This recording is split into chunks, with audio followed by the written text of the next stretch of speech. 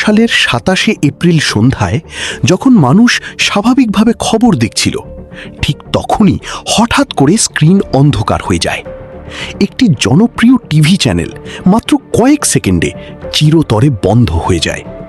কিন্তু প্রশ্নটা এখনও রয়ে গেছে, আসলে কেন বন্ধ হয়েছিল চ্যানেল ওয়ান? চ্যানেল ওয়ান চালু হয়েছিল ২০০৬ সালে এবং খুব অল্প সময়ের মধ্যেই এটি দর্শকদের আস্থা অর্জন করে। কিন্তু এর পেছনে চলছিল এক জটিল আর্থিক ও আইনি সমস্যা। চ্যানেলটির মালিক প্রতিষ্ঠান একটি ব্যাংক থেকে ঋণ নিয়েছিল এবং সেই ঋণের বিপরীতে তাদের সম্প্রচার যন্ত্রপাতি বন্ধক রাখা হয়েছিল। পরে সেই ঋণ পরিশোধ না হওয়ায় ব্যাংক সেই যন্ত্রপাতি নিলামে বিক্রি করে দেয়।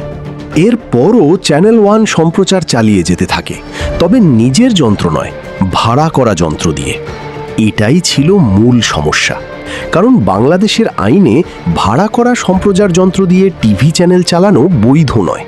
ফলে বাংলাদেশ টেলিযোগাযোগ নিয়ন্ত্রণ কমিশন বিটিআরসি এই বিষয়টি আইন ভঙ্গ হিসেবে দেখে এবং ২০১০ সালের ২৭ এপ্রিল সন্ধ্যা প্রায় ৬টা ৪০ সরকার চ্যানেলটির সম্প্রচার বন্ধ করে দেয়।